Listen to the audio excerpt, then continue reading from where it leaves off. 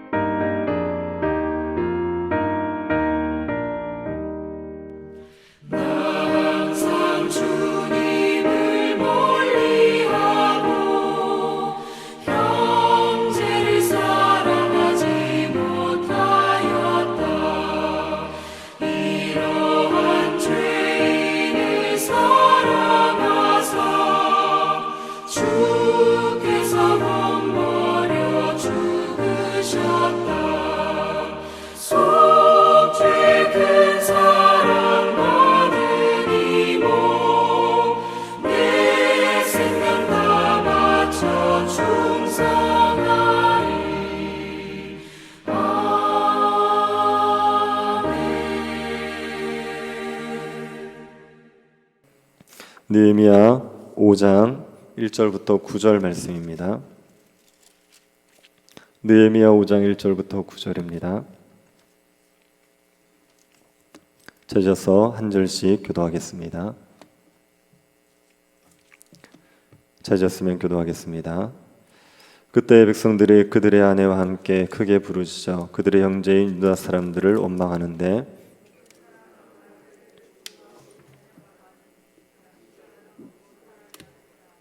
어떤 사람은 말하기를 우리가 바깥 포도원과 집이라도 저당 잡히고 이 흉년에 복식을 얻자 하고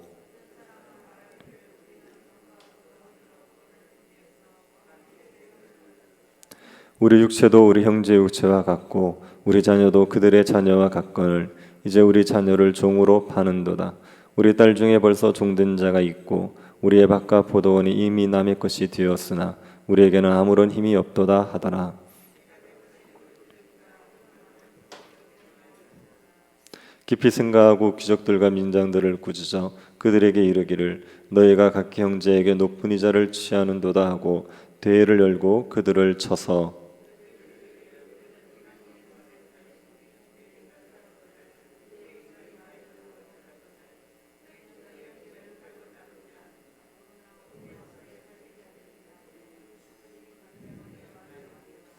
같이 보겠습니다. 또 내가 또 이르기를 너희의 소행이 좋지 못하도다. 우리의 대적 이방 사람의 비방을 생각하고 우리 하나님을 경외하는 가운데 행할 것이 아니냐. 아멘.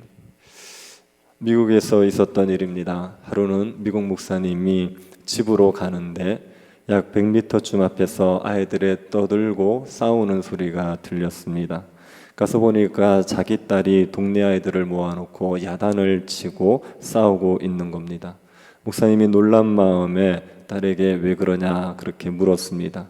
그랬더니 딸이 웃으면서 하는 말이 우리는 싸우는 게 아니라 교회 놀이하고 있어요 이렇게 얘기를 했습니다. 굉장히 슬프고도 웃긴 이야기입니다. 분쟁으로 이렇게 고통받는 교회가 많다는 걸 보여주지요. 교회에서 일어나는 분쟁은 교회의 충만함을 가로막는 사탄의 기략입니다. 교회가 교회다워지려 할 때면 사탄은 교회가 분쟁이 일어나게 해서 충만하지 못하게 막는 경우들이 있습니다. 그래서 교회는 항상 분쟁이 일어나지 않도록 조심을 해야 됩니다. 분쟁을 조심하기 위해서는 분쟁의 원인이 무엇인지를 알아야 됩니다. 그리고 분쟁이 일어났을 때는 어떻게 해야 되는지도 알아야 됩니다. 우리가 오늘 느헤미야 본문을 통하여서 교회의 분쟁이 원인이 무엇인지를 먼저 한번 살펴보도록 하겠습니다. 성벽 재공사를 하고 있던 느헤미야 공동체에 분쟁이 일어났습니다. 일반 백성들과 귀족과 민장들, 즉 부자들 사이에 분쟁이 일어났습니다. 일반 백성들이 그들의 아내와 함께 부르짖습니다. 어떤 내용으로 부르짖는지 2절을 다시 한번 보시기 바랍니다. 어떤 사람은 말하기를 우리와 우리 자녀가 많으니 양식을 얻어먹고 살아야 하겠다 하고, 어떤 사람들은 먹을 것이 없어서 양식을 얻어먹어야겠다, 양식을 빌려서라도 먹고 살아야겠다 그렇게 이야기했습니다. 또 어떤 사람들은 이렇게 말합니다. 3절입니다. 어떤 사람은 말하기를 우리가 밭과 포도원과 집이라도 저당 잡히고 이 흉년에 곡식을 얻자 하고, 지금 흉년의 상황입니다. 그래서 먹을 것이 없으니까 먹을 것을 빌려야 되겠는데 부자들이 먹을 것을 그냥 빌려주지 않는 겁니다. 그래서 포도원이든 밭이든 집이든 저당을 잡히고 우리가 먹을 것을 빌려야겠다 이렇게 얘기합니다. 또 어떤 사람들이 말합니다. 4절입니다. 어떤 사람들은 말하기를 우리는 밭과 포도원으로 돈을 빚내서 왕에게 세금을 바쳤도다. 흉년으로 먹을 것이 없는 상황인데도 세금은 내야 됩니다. 세금을 내려 그러니까 또 돈이 필요하지 않습니까? 그래서 밭이나 포도원을 저당 잡히고 돈을 빌려서 세금을 낸 것입니다. 또 어떤 사람들이 말합니다. 5절을 보시기 바랍니다. 우리 육체도 우리 형제 육체와 같고 우리 자녀도 그들의 자녀와 같거늘 이제 우리 자녀를 종으로 파는도다. 우리 딸 중에 벌써 종된 자가 있고 우리의 밭과 포도원이 이미 남의 것이 되었으나 우리에게는 아무런 힘이 없도다 하더라. 우리 육체도 우리 형제 육체와 같고 우리 자녀도 그들의 자녀와 같다. 이런 말은 우리가 다 한 가족이지 않은가, 한 몸이지 않은가 이렇게 얘기하는 겁니다. 그런데 우리 자녀를 종으로 팔아야 된다 이렇게 지금 안타깝게 하소연을 하고 있습니다. 흉년이라서 먹을 것이 없어서 빚을 내서 그래서 먹을 것을 구하고 또 세금도 내고 했습니다. 그런데 원금도 못 갚고 이자도 못 갚습니다. 그래서 결국은 밭이나 포도원을 남에게 넘겨주는 거죠. 심지어는 자기 자녀를 종으로 팔아야 되는 그런 상황도 처하게 되었던 겁니다. 그러니 일반 백성들의 상황이 지금 얼마나 힘들고 어렵습니까? 흉년의 때에 먹을 것이 없어서 밭이나 포도원을 저당 잡히고 그리고 양식을 얻어먹습니다. 세금을 내야 되니까 또 밭이나 포도원을 저당 잡히고 돈을 빌려서 세금을 냅니다. 이것을 다 갚지를 못하니까 밭을 넘겨주고 포도원을 넘겨주고 자기 자기 자녀를 종으로 팔아야 되는 그런 상황이 되어 버린 겁니다. 이 상황이 느헤미야가 성벽 재공사를 시작하면서 벌어진 상황이 아닙니다. 그 이전에 이미 있던 상황이었습니다. 그런데 이런 상황 속에서 성벽 재공사를 하게 되니까 백성들이 너무 힘든 겁니다. 그래서 그 억눌러 있던 어려움들이 터져 나오면서 백성들의 귀족과 민장들을 원망하게 된 겁니다. 성벽 재공사를 하는 중에 이런 일반 백성들과 귀족과 민장 사이에 분쟁이 일어났습니다. 이 분쟁은 누구 때문에 일어난 분쟁입니까? 이건 귀족들과 민장들입니다. 힘 있는 부자들이 분쟁의 원인을 제공했습니다. 교회의 분열은 또 공동체의 분열은 주로 힘 있는 사람들이 원인 제공자가 되는 겁니다. 공동체에서 힘이 없으면 분쟁을 일으킬 힘도 없습니다. 그런데 공동체에 힘이 있는 사람들이 분쟁을 일으키게 되지요. 어떤 통계를 보니까 교회 분쟁의 80% 90%가 목사와 장로로 인해서 일어납니다. 분쟁을 가장 많이 일으키는 사람이 담임 목사입니다. 담임 목사가 그래도 교회에서 가장 힘이 있지 않습니까? 그러니까 담임 목사가 교회를 분쟁시키는 원인 제공자가 될 가능성이 가장 높습니다. 그리고 교회 중직자들이 분쟁을 일으키는 거죠. 교회에서 힘을 좀 쓴다는 중직자들이 분쟁의 원인이 되어버립니다. 교회를 오래 다녔던 분들이 분쟁의 원인이 될 수도 있습니다. 교회를 오래 다니면 그러면 힘이 생기게 되지요. 그래서 분쟁의 원인이 되어버릴 수 있습니다. 교회에서 힘 좀 쓴다고 하는 분들, 교회에서 그래도 말에 좀 힘이 있는 사람들, 그런 분들은 항상 자신이 분쟁의 원인이 될 수 있다는 것을 생각하고 조심하셔야 되는 겁니다. 힘 있는 사람들이 언제 분쟁의 원인이 됩니까? 자기 유익을 구하면서 형제에 대해서 무정하고 무자비할 때입니다. 부자들은 가난한 형제에게 돈을 빌려주고 높은 이자를 받았습니다. 그게 그 당시의 관행이었습니다. 이 관행에 부자들이 아무런 이의를 제기하지 않았습니다. 왜냐하면 그게 자기들에게 유익이 되니까요. 자기들의 부를 쌓을 수 있으니까요. 가난한 자들이 힘든 건 그들 사정이고 자기 주머니는 풍성해지니까 아무도 이의를 제기하지 않고 그 관행을 따랐습니다. 귀족들과 민장들이 자기의 이익을 추구했습니다. 자기에게 좋은 것, 유익한 것을 추구했습니다. 그로 인해서 형제들이 고통을 겪고 있지만 그것을 별로 개의치 않고 있는 겁니다. 힘 있는 사람들이 자기 유익을 구하면, 그리고 형제에 대해서 무정하고 무자비하면 교회가 분쟁에 휘말리게 되는 겁니다. 교회에서 힘 있는 사람들이 편하려고 하고 부하려고 하고 높아지려고 하면 교회 분쟁의 원인 제공자가 되는 겁니다. 힘 있는 자들이 자기 유익을 추구하고 형제에 대해서 무정하고 무자비하는 게 우리의 교회가 분쟁에 휘말리게 되는 가장 큰 원인이 됩니다. 그런데 힘 있는 사람들은 자기의 유익을 추구하는 것, 그리고 형제에게 무정하고 무자비한 것에 대해서 그렇게 심각한 죄라고 인식하지 않습니다. 이게 뭐 그렇게 나쁜 거냐, 이런 생각들을 가지고 있습니다. 그런데 이것은 굉장히 큰 죄입니다. 심각한 죄가 됩니다. 느헤미야는 이게 얼마나 심각한 죄인지를 두 가지로 지적했습니다. 8절을 먼저 한번 보시겠습니까?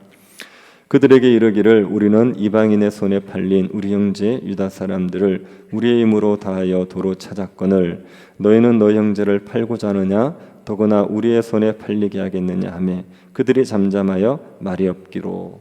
느헤미야는 이 부자들의 행동이 얼마나 반공동체적인지를 설명하고 있는 겁니다. 지금 느헤미야와 백성들은 무슨 일을 하고 있습니까? 이방인들에게 종으로 팔렸던 그 유다 백성들이 다시 돌아오게 하는 일을 위해서 성벽을 재건하고 예루살렘 공동체를 다시 세우려고 애쓰고 있는 겁니다. 어떻게든 종으로 팔렸던 유다 백성들 한 명이라도 더 돌아오게 하기 위해서 이 수고를 지금 하고 있는 겁니다. 근데 부자들은 무슨 짓을 하고 있습니까? 자기 동족을 종으로 팔아버립니다. 자기 손으로 자기 동족을 파는 일을 지금 하고 있는 겁니다. 공동체가 세워지려고, 공동체가 어떻게든 한 백성이라도 더 돌아오게 하려고 애쓰는데 부자들은 자기 유익 때문에 자기 백성들을 다른 데 팔아버리는 이런 반공동체적인 일을 하고 있는 겁니다. 교회에서 힘 있는 사람들이 자기 유익을 추구하고 형제에 대해서 무정하면, 그러면 교회에 있는 사람들을 쫓아내는 역할을 하게 됩니다. 지금 교회에 있는 성도들이 교회가 한 영혼이라도 더 구원하려고 발버둥 치고 있고 어떻게든 한 명이라도 더 교회 오게 하기 위해서 애쓰고 있는데 힘 있다고 하는 사람들이 자기 유익을 추구하면 교회에 온 사람들을 쫓아내는 일을 하는 거죠. 아니, 교회를 왔는데 교회에서 힘 좀 쓰는 사람들은 편하게 지내고 힘없는 사람들은 죽을 고생을 하고 있고, 그러면 누가 교회를 오고 싶겠습니까? 그런 교회를 누가 다니고 싶겠습니까? 그래서 힘 있는 사람들이 자기의 유익을 추구하고 형제에 대해서 무정하고 무자비한 것은 교회에 오는 사람들을 쫓아내는 그런 반교회적인 반공동체적인 죄를 짓게 되는 겁니다. 느헤미야는 그 죄를 지적했습니다. 그리고 이 죄가 하나님의 이름을 욕되게 하는 죄라고 얘기하죠. 9절을 보십시오. 내가 또 이르기를 너희의 소행이 좋지 못하도다. 우리의 대적 이방 사람들의 비방을 생각하고. 느헤미야는 귀족과 민장들이 이방 사람들의 비방을 생각해야 된다고 얘기했습니다. 이것을 보고 이방 사람들이 비방하는 겁니다. 하나님의 백성들이라는 곳에서 부자들이 가난한 사람들을 착취하고 있습니다. 그게 어떻게 하나님 백성다운 모습입니까? 하나님의 이름을 욕먹이는 일 아닙니까? 그러니 너 이방 사람들의 비방을 생각해서 이런 죄를 짓지 말았어야 되는데 하나님의 이름의 욕먹일 이런 죄를 짓고 있다고 그들의 죄를 책망하는 거죠. 귀족들과 민장들은 별 생각 없이 또 크게 이 문제를 심각하게 생각하지 않고 가난한 사람들에게 높은 이자를 받고 그들을 착취했었습니다. 근데 그것이 반공동체적인 죄이고 또 하나님의 이름을 욕보이는 하나님의 영광을 가리는 그런 죄를 짓고 있었던 겁니다. 우리가 교회에서 자기 유익을 추구하는 것이 별것 아닌 것처럼 별죄가 아닌 것처럼 생각하시면 안 됩니다. 이것은 교회를 허물어뜨리는 죄를 짓는 거고 하나님의 이름을 모욕하는 죄를 짓게 되는 겁니다. 그런데 왜 부자들 또 힘 있는 사람들이 이런 행동을 하겠습니까? 왜 자기의 유익을 추구하면서 형제에 대해서 무자비하고 무정한 이런 죄를 짓게 되겠습니까? 그 근본적인 이유가 무엇인지를 9절 하반절에서 다시 설명하고 있습니다. 9절을 다시 한번 보시기 바랍니다. 9절입니다. 내가 또 이르기를 너희의 소행이 좋지 못하도다. 우리의 대적 이방 사람들의 비방을 생각하고 우리 하나님을 경외하는 가운데 행할 것이 아니냐. 느헤미야가 귀족들에게 뭐라 그랬습니까? 하나님을 경외한 가운데 행했어야 된다 이렇게 얘기하죠. 이 말을 뒤집어 보시지요. 이 귀족들은 왜 자기 유익을 추구하고 가난한 형제에 대해서 무자비했습니까? 하나님에 대한 경외함이 없었기 때문입니다. 하나님에 대한 경외함을 잃어버리고 나니까 형제를 긍휼히 여기지 않고 형제를 사랑하지 않는 거죠. 이들이 하나님을 경외하는 마음을 잃어버리고 하나님을 경외하지 않았다는 게 이런 죄를 짓게 된 근본적인 원인이 되는 겁니다. 형제를 대하는 태도를 보면 그 사람이 하나님에 대해서 어떤 태도를 가지는지를 알 수가 있습니다. 형제를 무자비하게 대하는 사람이 하나님을 경외하는 법은 없습니다. 형제를 사랑하는 사람들, 형제를 긍휼히 여기는 사람들이 참으로 하나님을 경외하는 사람들입니다. 교회 가운데서 힘 있는 사람들이 하나님에 대한 경외함을 잃어버리면 형제에 대해서 무정해집니다. 그러면 그것이 교회 분쟁의 원인 제공이 되어버리고 만 거죠. 그래서 교회에서 교회를 앞장서 섬기는 사람들에게는 하나님에 대한 경외함이 반드시 있어야 됩니다. 하나님을 경외하는 마음을 잃어버리면 그 교회를 섬긴다고 말하는 사람들이 교회를 허물어뜨리는 일을 하게 되는 거죠. 그래서 교회를 섬기는 모든 사람들, 앞장서 있는 모든 사람들에게는 반드시 하나님을 경외하는 마음이 있어야 됩니다. 이것을 잃어버리지 않도록 조심해야 되는 겁니다. 여러분, 우리가 하나님을 경외하는 마음을 잃어버리면 우리 자신의 유익을 먼저 생각하게 되고 그러면 그것이 분쟁의 원인이 된다는 것을 기억할 수 있기를 바랍니다. 우리가 교회를 분열시키고 분쟁하게 만드는 사람들이 되지 않도록 조심할 수 있기를 바랍니다. 하나님에 대한 경외함을 잃어버리지 마십시오. 하나님에 대한 경외함을 잃어버리지 말고 자기 유익을 구하지 말고 형제의 유익을 먼저 구하십시오. 그러면 우리가 분쟁의 원인자가 아니라 교회 하나됨을 잘 지켜가는 주의 백성들이 될 수가 있습니다.